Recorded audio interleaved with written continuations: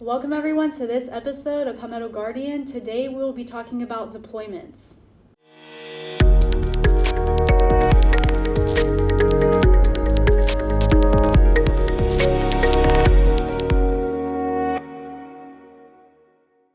Welcome everyone, I'm Specialist Chelsea Baker. And I'm Specialist David Erskine. So today's topic is very near and dear to my heart, and we're going to be talking about deployments. Okay. So we've had, I think this year we've heard everybody, leadership, the general stress about how over the last several years that this year is a big year for us in the Guard as far as the amount of soldiers and airmen that are going to be deploying.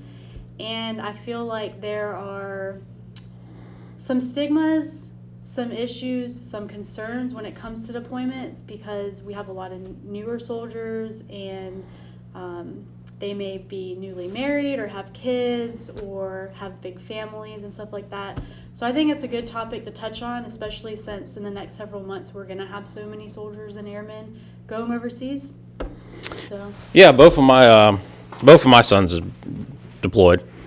Really? Yeah. Well, I know that Cody is currently deploying. Cody's currently in the process of doing as such. He has a year and a few month old youngin'. My wife probably be mad because I didn't give like the exact months or whatever. Cody said we were just saying a year and everybody could just assume from there. So year old, she's born in May. Of course he's only been married for a short time also along with that. So, he's going through that part of it. And then my other youngin', he deployed a year or so ago. Okay. He went to Germany or whatever with the ADA group that went out there. So Yeah, I didn't know about that. yeah, look at that. I know. Learn something new. Every single podcast. Something new. Just popping off with all kinds of cool stuff. Yeah.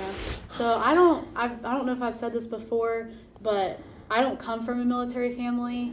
Both of my grandfathers served, but they only did a 4-year term. So when I joined, it was kind of like a new area, and I feel like, well, not feel, but I know that it was a huge transition and learning curve for my family because, one, I'm female, 2, I'm the only sister of 3 brothers, and so I feel like they just didn't know what to expect and didn't know how to deal with it.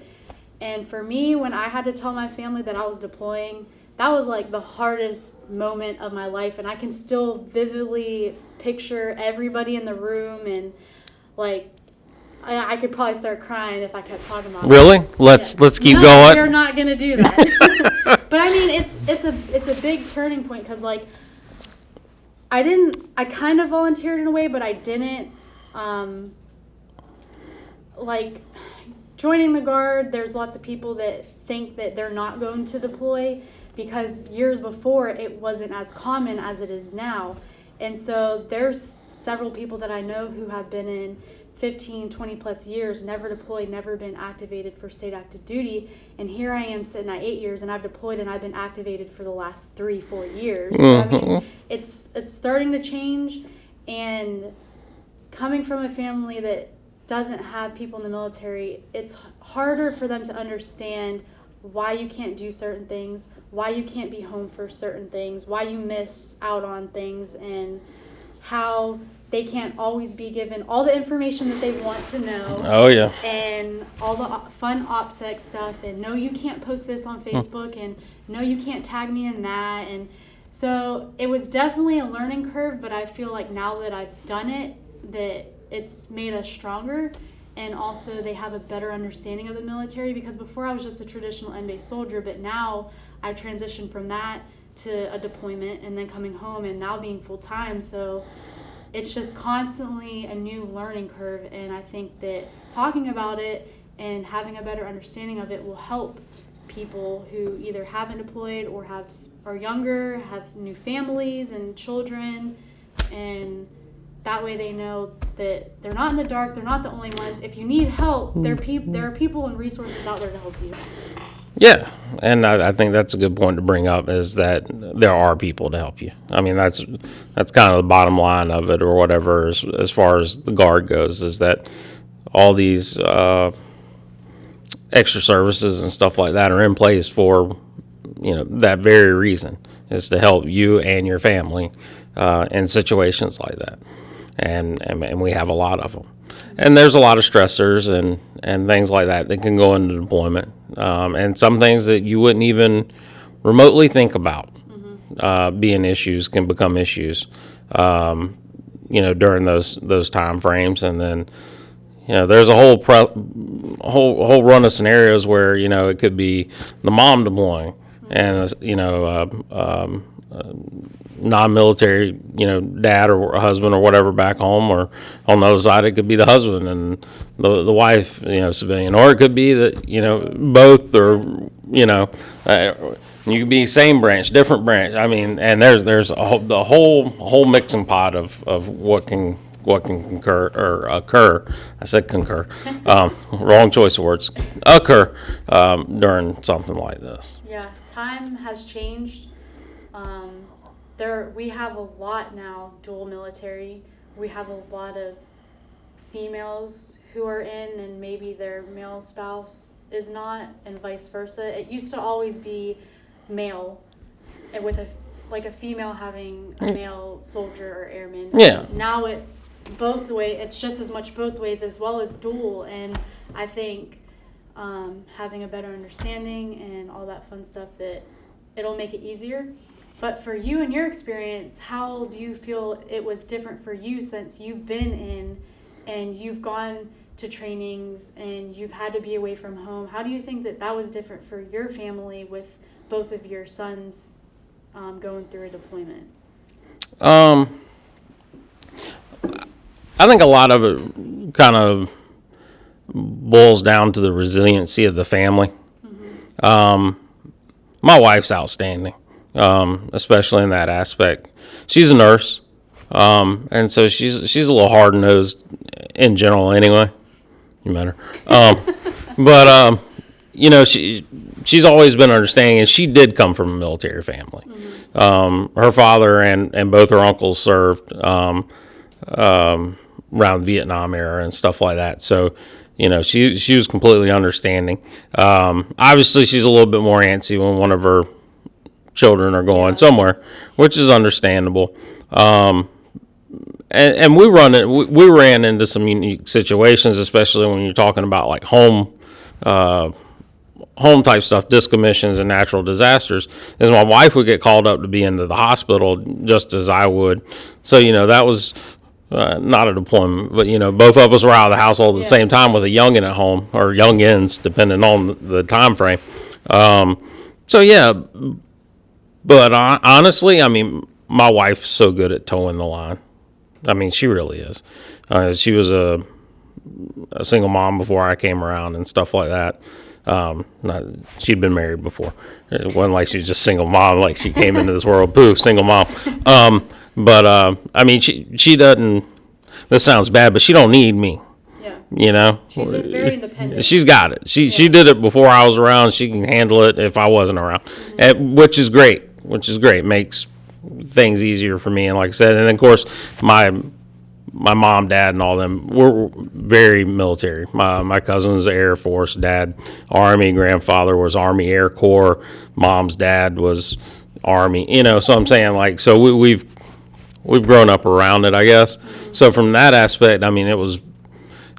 Mom panicked when I went in the military in general. All moms did, My baby! You're not taking my baby. That whole 9 yards type thing. And but she knows. When I call her and say, "Hey, I need you to grab little. We're going to do this, or whatever." She's like, "Yeah, I got it, no problem." So. But, we do have the opportunity with our speakers today where we had a dual status, dual military household. And in this particular instance, the wife is headed out the door on this upcoming stuff. Yeah, I'm excited to have them on the podcast today because they have lots of experience and a lot of really good advice for those who might be new to this, or for even people who have done this several times and might not have thought of these different things. But I'm very excited that they're here today to talk to us about their background and what they've been through and to give us some advice. So today we are talking about deployments and what families go through to get through those deployments.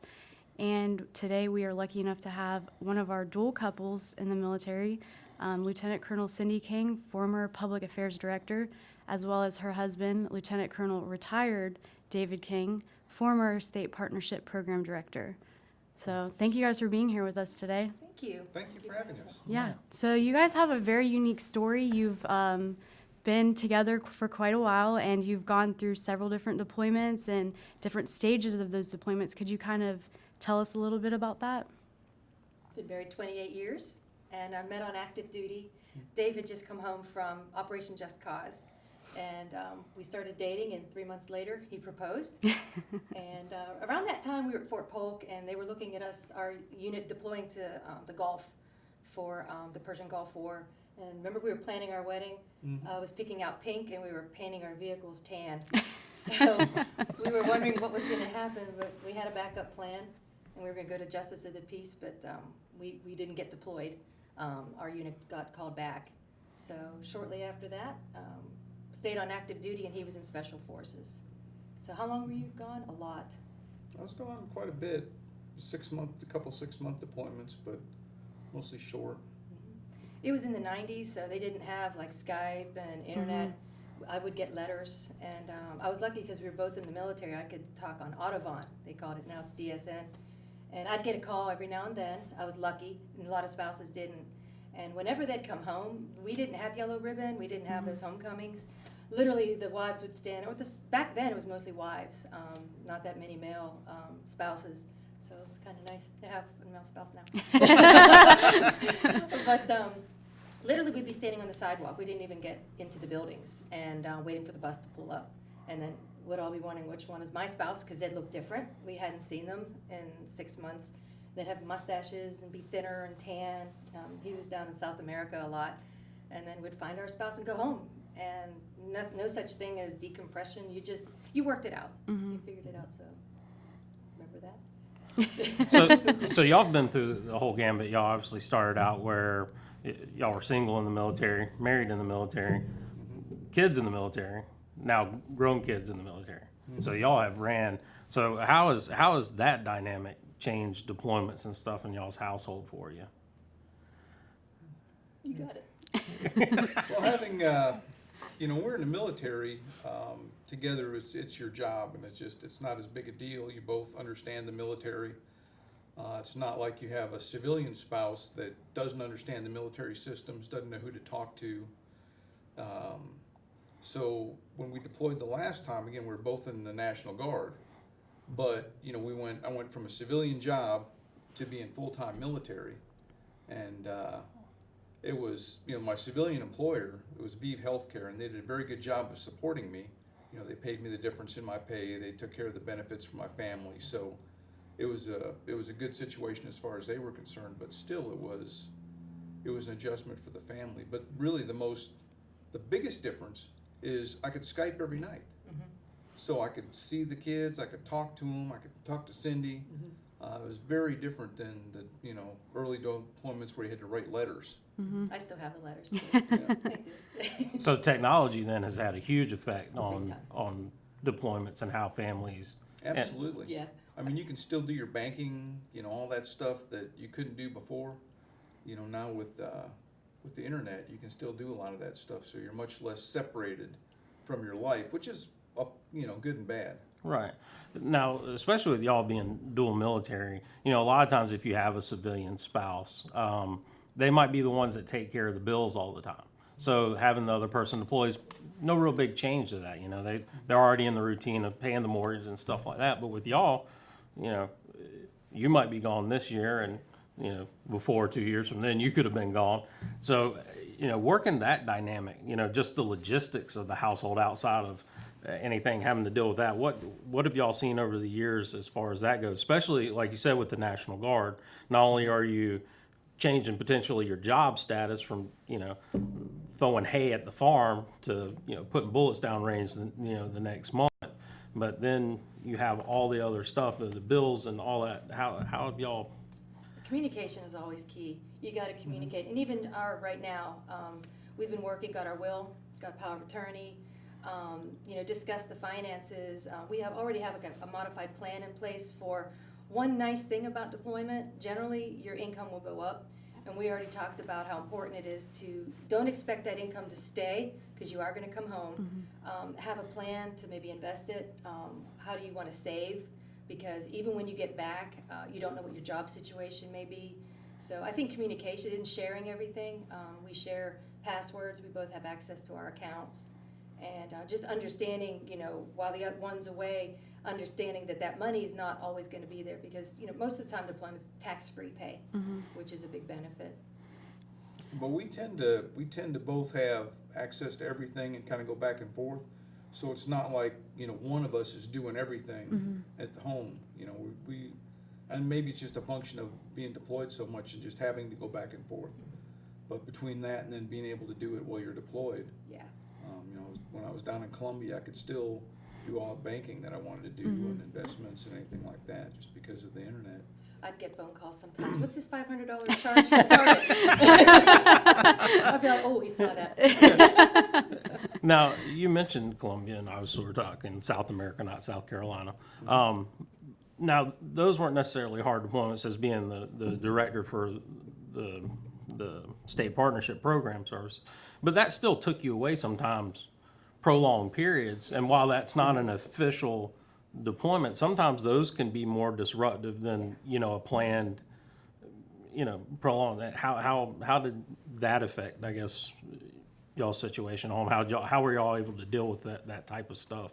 Well, I was gone. Normally, I was gone 1 week every month, every other month, and then there's a couple times where I was gone for a month with that job, and it's disruptive. But I've always traveled a little bit for work, even as a civilian, and so if you're in Atlanta or if you're in Bogota, it's not that much different with the connectivity and everything, and you can get back from there in 4.5 hours on a plane. I could be back in Atlanta, so that was much less, it was easier to deal with, but it was still disruptive because I really didn't have a lot of control of the dates, and so if it's an anniversary or a birthday or whatever, you're kind of stuck. After 28 years, how many have we had together, anniversaries? Maybe 5? Yeah, maybe. Yeah, I think you learn that it's really not about those days. It's about when you are together, you make that time to enjoy. I don't think we get so date fixed, like, oh, we have to celebrate that day. Over the years, we've learned that, let's enjoy when we can be together, make the most of it.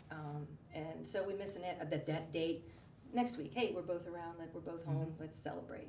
You enjoy that time you have together. That's pretty good. Yeah. It's easier for us. Now for the kids, it's a little bit more problematic because, again, they're living in a civilian environment. They're not living with other military people, and so they don't see everybody's parents going away and coming back and have the same stresses. So, especially when we first deployed, both of Robert was in middle school. Yeah, our daughter was in 3rd grade when you first deployed, yeah. 2nd, 3rd grade. And our son was 5th, 6th grade. And that was hard. That was hard on them. That was rough. I made a habit of not watching the news. I usually love watching the news because if they see one thing on the news that it's dad's there, they knew enough to put that together. So I didn't watch the news. I didn't talk about anything bad. We just looked forward. We put packages in the mail to them. That was special. They felt connected if we were buying things for Dad. I let their teachers know that was important, that Dad was deployed. If they saw anything in the classroom or if they felt that his behavior changed or her, let me know. Dad's out of town for a year, deployed, so they might be feeling stress. That was important. And then they had when I came back, Cindi deployed about 4 months later for 6 months. So it was things just started getting back to normal, and then they got torn apart again. But at that point, they were pretty. They're used to it, and they're, it's made them pretty resilient, pretty independent. Yeah. Which is not all bad. It really did. I think it most impacted our daughter too. Just she knows, wake up on time. Our son too. If he missed the bus, we have a plan. Right. It really did. There were a lot of positives because they both were very independent and pretty strong. I would say that there was the good things too that happened.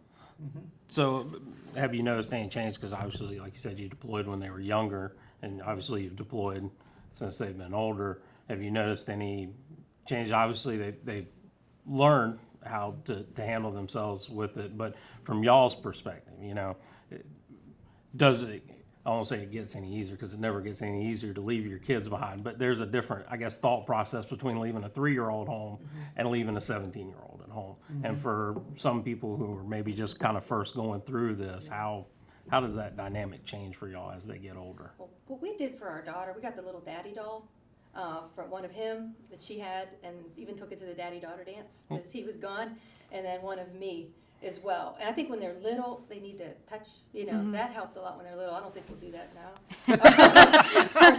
They still have They it. still have it. Yeah. Our son is 20 and our daughter's going to be 17. Our son's in ROTC at the Citadel, so I think he understands, I think he thinks it's part of what you do is why he decided to join the military. Our I think daughter, it's pretty cool, actually, that Yeah. Mom's deploying. yeah, he does. He does. Okay. He told me that. Yeah. That's good. And our daughter, she and I've already talked. I think she's going to miss me more, but teenagers now, we'll even text now. That connection is through texting. Right. So we already talked about going on WhatsApp because that's encrypted. A lot of people say that's a good app to use when you're deployed or you don't want people potential hacking. Yeah. So we've already talked about that. So it's going to be hard. I mean, it always is, but I keep telling her you're going to be able to reach me. Yeah. Yeah. And that's always a key point, I guess, is being able to reach back in touch for both sides of things. Makes time go a little bit easier. Even when he was in Colombia, he would go through WhatsApp and text me, and I'd get photos, and he'd call when he could if he had Wi-Fi. So that's so important. You try to keep in touch if you can. Okay. And let them know if you won't be able to as well. I mean, there were times where he'd tell me ahead of time, I'm not going to be able to be reached for the next week. They were going to an area that there was no internet, pretty remote areas of Colombia. So I knew that helped too. That way, if I couldn't reach him, I knew why. To just say I can't. But also, I think something that we've done is try to isolate. So I know Cindi worked really hard to not have me have any problems, any home problems to deal with, and I try to do the same for her. And then when you're over there, you don't want to talk about all the stuff that's going on over there, because it just families don't need to worry about that stuff. So you just kind of talk about the good stuff and keep the contact without going down into the weeds and Yeah, that's a big difference. You need to make sure you have that support here so you don't have to upset them when they're deployed. I was lucky I had support here, with work and friends, and you had the same. You had your friends. But I really did. I tried not to, if the dishwasher broke, and it always does. Everyone needs to know that. Something always The happens. minute they leave, Yeah. something's going to break. Yeah. So have that plan in place. Yeah. and it's the deployed person's fault, but you can't tell them. Yeah, it's true. So, but no, it's going to happen. But just know that have other avenues to approach rather than taking it out on them like you do when they're home. So now that you're retired, sir, how is it with you being a civilian spouse and her now deploying up in the next several months? Like, It's, how has that dynamic changed? The military is tough because things are so fluid, and you'll have a deployment and then they'll get off ramped or things change. You can't get orders. The orders aren't right. There's problems. So it's kind of frustrating as a civilian, even though I know the systems. I've been on the phone the past couple of days talking to insurance companies, and we're trying to get our daughter's wisdom teeth pulled out, and you have to have the orders, and then you get on there, and it's a work in progress. So that part can be very frustrating. And again, before we were on the civilian coverage, whether it was hers or mine, but now that we're dependent on the military coverage, it's a little more complicated and a little harder to figure out. Yes, with the TRICARE, there's different options. With the TRICARE, Select, and making sure your dependents. I mean, now he's my dependent. That was new. We had to get that fixed in Deers, and then found out our son somehow had dropped off. So it's important that you keep checking your DEERs, you know, meet with your personnel officer and get those things taken care of. You have to check your paperwork, make sure DEERs, check Mill Connect, make sure that's accurate, and then you have to make phone calls. I know he's been Well, and doing that's that a the while. big thing, is you have to know who to call, because when I was working in the jock, we had people call up and, you know, their child had an accident or something, they're in the hospital, and they weren't entered in DEERs or something was messed up, and so you needed to be able to call somebody that could fix that, so you could get health care for your family. Now, obviously, y'all have a lifetime worth of knowledge between the two of y'all over deployments and stuff, and kind of done it multiple ways, like we said before. But for young soldiers, my stepson, for example, he'll be headed out on his first deployment this year. He's been married just a shade over a year, 1-year-old, you know, granddaughter. What type of advice do you give the younger soldiers to kind of, nobody's ever going to get everything right, you know, first time through, but, you know, what's some good things that they can be looking at to do, or for soldiers out there that are looking to possibly deploy in the future, that they can kind of do with their family to, it's never easy, like I say, but at least make it go a little bit better than it could. I think the biggest thing is just to, you know, to be a team and not have one person that does everything. Yeah. You know, one person does all the finances, or, you know, you have to be a team and at least understand what the other person is doing, so that when they leave, you can kind of pick up the slack and understand how the family budget works. You know, have all the points of contact, the medical stuff, the insurance stuff, so that it's not as big a learning curve, Yeah, that's you know, important. once that person deploys. Because you realize, you know, really quick, once you're gone, that there's things you forgot, and that's just life. Yeah. Right. Yeah, because But- we've been on both sides, you know. I watched him deploy, and I was home, and, you know, vice versa. Both sides have challenges. They really do. No side is better, no side's worse. They both have challenges. And I think that's right, being a team. You know, I think when I look back at it, I think when I was home, it was actually more emotionally challenging than being deployed, because I knew my mission, I knew what I was supposed to do, I focused on that. Everything was provided for me, meals, laundry, place to sleep. I just focused on my mission. Where when I was home, you know, there was the kids' fears, the bills, the dog. I think, you know, we had dog gets sick. My parents were older. You know, those stresses, and I think the only thing that helped me was really having that support, knowing who to call, knowing who to go to, and Dave really did set me up to know where are the passwords, here's the finances, here's who you need to call, here's my unit phone number if anything happens. I had everything I would have needed, but you still can't predict everything. You just almost have to put it in your calendar. This date that's gonna break, this date that's gonna, it is, Yeah. and it's a learning curve. But I think that's one of the advantages of the National Guard, is that it's not like, you know, a young soldier who enlists and winds up across the country with his young family. You know, here, most of our soldiers are, they're from the area, or they've lived in the area for a while, they have civilian friends, they may have family. So it's a little more, in that aspect, it may be a little easier for the National Guard than it is for the active duty. Yeah, because they're civilian employers, their churches, even the schools helped me. You know, they did a nice military day and recognized all the kids who had parents deployed. They even did that at our church. So that helps. That's really true with the National Guard. You know, being in your community, you get that community support element. Now, you mentioned earlier about how back in the day when you guys were going through all this, you didn't have the resources and the programs to help you with coming home and having yellow ribbons and all that. Have you noticed a difference now that those programs are in place I think With- so. with Yeah. being a help and an asset and all that? The thing is that, you know, the family support group really started in Special Forces. Okay. And so that was something that you just did. You know, you took care of your own. And so when somebody was gone, if, you know, their yard needed to be cut, the sergeant major would send somebody over to cut their yard. You know, it was very informal, but it was just done out of, you know, it was a tight unit. And the spouses people would look just, out for each yeah, other. people just took care of each other. So as that's expanded to the rest of the Army, it's lost a little of the intimacy or the, you know, the personal relationship, but still, at least you have a structure now that you can call and you have advocates that are looking out for you that you can contact. So I think in that aspect, it's a lot better. And again, now that's the downside for the Guard, because, you know, your family, you know, they're used to dealing with the military 1 weekend a month and 2 weeks in the summer, and now all of a sudden, you know, they're a full-time, you know, military family with a deployed soldier, and you know, that can be tough. So. Kind of touched on a little bit about coming back, but you hear it a lot from soldiers and family is the reintegration of the deployed soldier back into the household, because for all intents and purposes, the spouse has been a solo spouse, and in some cases, you know, a solo parent.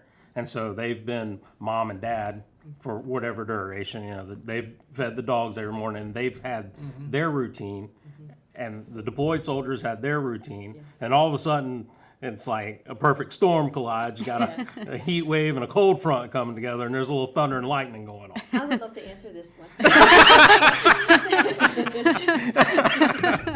Honestly, and it's true. You know how there's a way, because the kids were little, there's a way mommy does things, there's a way daddy does things. And I think as mommy, sometimes we think this is my home, I've got this. And I learned, he did a great job. He did an absolute great job. But it was different than mommy would have done. And the kids said that. They said, oh, Mom, the house was, you know, it was the way it would run, you know, everything that you, all the tools were right where you need them. You know, where mommy does things differently. But it, you know, no ways, and that's the thing I think you have to realize. You have to let go and realize your way is not the right way. You may think it is, but it's not. The fact is the kids were happy, the kids were healthy, the home was fine. So it was a success. And I think that for me, you also have to, you know, the biggest thing in life is that, you know, you have to be happy. Yeah. You know, people don't make you happy. You know, you make yourself happy, and then you share that with people. And so, you know, when I'd come home, especially from something that was really stressful, sometimes I'd just have to leave. Yeah. So maybe I'd go up and fish in the mountains for a week, but that would allow me to decompress, and I'd come back a much happier person. Yeah. Where if I was trying to do that with the kids and Yeah. with Cindi and everything, it just, you know, it's just hard. You need to take that time to get yourself right, and then you can come back and I learned and work with your family. And I learned that, and as a new spouse, of course, you know, it's always hard. You're like, well, I want you. I did that, you know, I was, you know, complaining. And then I realized, you know, 28 years, I realized it's true. When you were able to get away and just have his time to decompress and fly fishing and things like that, it's true. He came back, and then we could integrate better and really, you know, get back on track. It helped a lot. It really, and it still does, you know, because we have jobs and I can be stressed. So, I see the fly fishing gear come out. Time for a trip. Matter of fact, you just went last week. So do you think, since you guys have been together for so long and you've gone through all these different phases, do you think that that's made you stronger as a couple being dual military? Because, I mean, today we have lots of dual military and more male spouses than female. And I think that, like, everything is just changing. So how is that, do you think that that's been beneficial for you? Because sometimes that tears, it could build you or it could break you, kind of, in a way.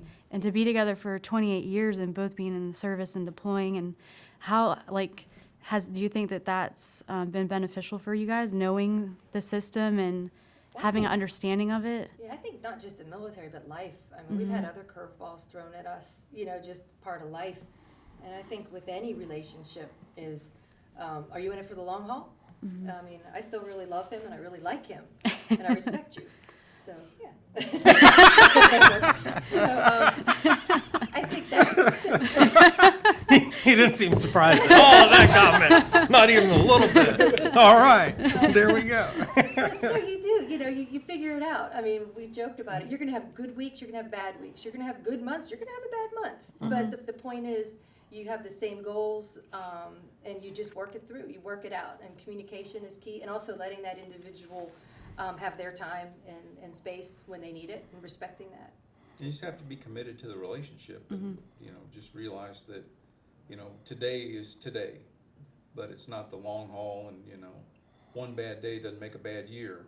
It's just a bad day. So you just have to kind of plug through, and sometimes, you know, sometimes it's, especially during deployment when you're by yourself and, you know, you're sitting around, it's, you know, kind of bad, but you realize that, you know, she's coming back, he's coming back, get the kids there now, and you just enjoy what you got. Gratitude. To have gratitude for everything you have is important. Now, we mentioned it from his perspective as far as being a civilian now. But for you, this will be the first time where you've done something military and him not be part of the military. Before he was in the system, like you mentioned before, early on in the deployments, the DSN stuff was there. He could call back.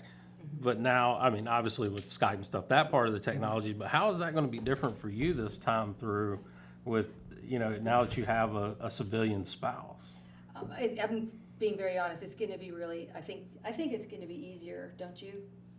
Because he's already lining up some projects, because he was deployed so much when he was the state partnership director down in Columbia a lot.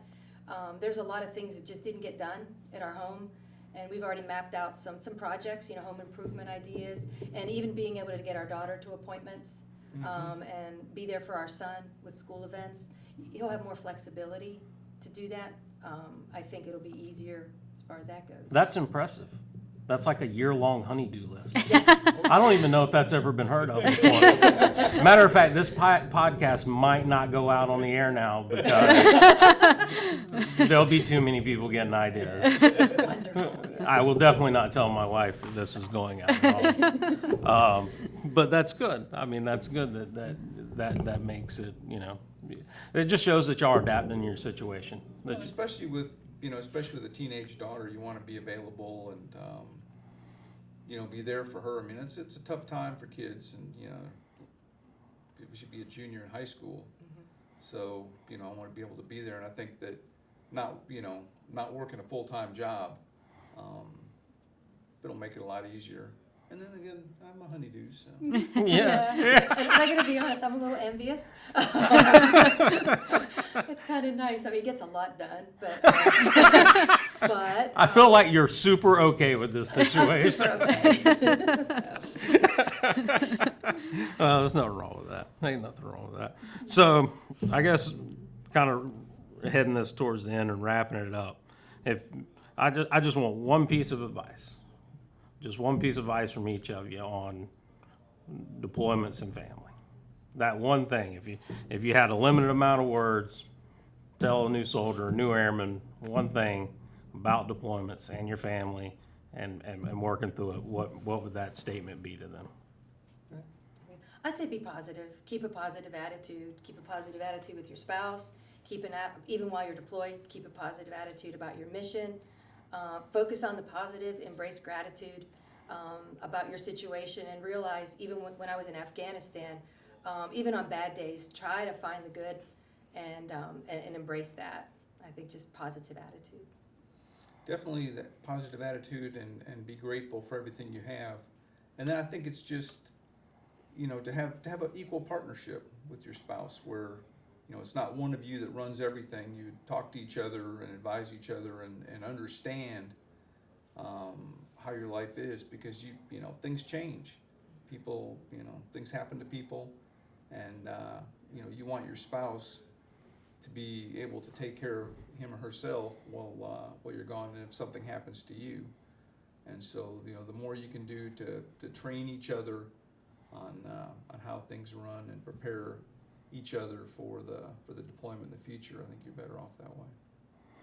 That's outstanding. Well, I'm glad y'all took time because Yeah, obviously y'all are busy. Maybe you Some more more than so, others. more than others. You should get a head start. But yeah, hopefully we can get you back in here in the future, and we appreciate you stopping by. Yeah, thank you. Thank you. And we Yeah. love your podcasts. Yeah. We really enjoy them. Thank you. Thank you, for ma'am. sharing all this great information on all your other topics too. Good deal. Thank you. Thank you. So that was a lot of very good information from both Lieutenant Colonel King and Lieutenant Colonel King retired. Yep. Or Lieutenant Colonel retired King. I always get it mixed up. I'm never going to get it right, so we're just going to go with it. Yeah, so for y'all that don't know, when we introed them, we did that like 7 or 8 times because she put the retired over here and the retired over there and the retired. That's fine. we forgive her. I'm only human. Oh, Lord. But yeah, a lot of good information. And like we said, leading into it, they've got experience at it. They've done it. But they had to start somewhere. Yes. Is the key. And they talked about working through and figuring out what worked for their family and, how things go, and then having that, foundation there, affecting the kids and everything else. And they work through it. And that's, I think that's a lot of it, a lot of time in anything in life, especially relationships. I mean, you don't have to have a deployment to have to work through stuff in a relationship. The deployments are just an added thing. It's the determination and resiliency of the household, of the family unit, that kind of determines how that goes. But I think there was a lot of good things in there of, advice where if you're running into something during that you could utilize to make it easier, to make it flow, better. Yeah, and I know like a couple episodes we were talking about bad days. Everybody's going to have bad days, and just like they were talking about in relationships, you're going to have your good days, you're going to have your bad days, but you're in it for the long haul. And I think that's what Dave was saying, is that I knew going in I was in it for the long haul, so I'm going to do everything I possibly can to make it work, and I'm not going to let the bad days affect the good days. So definitely having that foundation. Communication is key. Deployments now are a little bit easier than before because it's not just writing letters. We can make phone calls, we can Skype, so we can see each other. Back then they didn't have that, so it was a little bit more difficult, and you might get a letter maybe every week, and then you don't get a letter for a while just because of the tempo of operations. But I mean, just having the communication and letting them know, hey, I might not be able to talk for a while, or we have all this training going on. Time difference is a big thing, because when I was deployed, it was always I was coming into work, and I had to try to find the time to call my family because of the time difference, and maybe they were going to sleep when I was waking up, or I was waking up when they were going to sleep. So it was like, okay, this day I'm going to call you, I'm going to stay up a little bit past my bedtime so that we can talk, or vice versa. So you just have to have the communication, and just being there for each other, and also having the family there to help you on the back front with things going around the household, or with helping with the kids and stuff like that is always good. So setting up a plan in place as well, I think, will definitely help get through those months of being away. I always like the reintegration of the member coming back, and that's a very, very hard thing to do. You think, this person's been gone for a year, and they're coming off the plane, and it's like, oh, it's awesome, I've missed you, you're finally back, or whatever, and then you get them home, and you're like, don't touch anything, Like, we do laundry on Tuesdays, we eat pimento cheeses on Wednesdays, and then, as they were saying, and they have the unique situation. I say unique, it's not as unique as it used to be, like we were saying before, but when she's gone, we do it Dad's way. Yeah. And then when she comes back and he's gone, we do it Mom's way. Yeah. Whew. The youngins, man, you talk about resilient. Yeah. Like, they checking the schedule, like, all right, who's in charge today? Is it Mom or Dad? Do we have to do laundry or no laundry? But what he's talking about, he goes fishing. That was the way, he decompress. right. And once again, that was something they recognized and realized that they needed that time type thing, and that's what worked for him. Mm-hmm. And once again, it's finding your thing and implementing it and staying with it, and it'll work. You chug at it. And not only that, but when you come home and you're just thrown back into everything, it's very overwhelming, because when you're deployed, you go overseas and you wake up, you go to work at this time, you work probably a 12-hour shift, then you might go to the gym, you go to chow, and then you shower and you go to bed. It's just this repetitive motion of doing the same things over and over. And then you come home and it's like, I remember getting off the plane and we were in the airport and I had to buy water. And I'm like, I have to buy water? Because for months we got free cases of water because they were there for us. So, and I feel like when I first came home, I don't want to say it was in a depressive state, but that cloudy, foggy state of like people want to spend time with you, people want to be around you, but you want to be left alone, but you don't know how to explain it, and they don't understand it. And like looking back, it wasn't until a year later whenever I realized that something was really bothering me, because I just kept pushing aside, and I didn't realize that I was affected. I didn't have that time to decompress. And I think for spouses especially, your spouse needs that time and space for themselves to get back into a routine and to get out of the mindset of being deployed and being back home. Because yeah, like you were saying, you might have been gone a year or 9 months or whatever, and you always want to be around them. You want to go do stuff with them. You want to go to bed with them. You want to eat breakfast, and then it gets overwhelming, and then you start fighting, and they don't realize how much it affects the person that's trying to come back home and get back in the flow and their routine. So I think that's super important, and I think dual military and people who have been brought up in the military have a better understanding. But those who don't have that background, they don't understand, and they're not going to understand if you don't tell them. Right. So, And that's why we have stuff like this, and we have the services and things like that. Luckily, I'm fortunate enough if something like that was ever to happen. My wife doesn't like to spend time with me anyway, so I wouldn't be an issue. I have gone away for trainings for, several months or whatever before and get back, and it's like, oh, I miss you, hug, spend an hour with me. And she's like, all right, go away. I got stuff to do. That's all I need. I'm good. I have all the affection from you that I need, and now leave me alone. So. But yeah, so I'm Specialist Chelsea Baker, And I'm Specialist David Erskine. and we'll catch you in the next episode.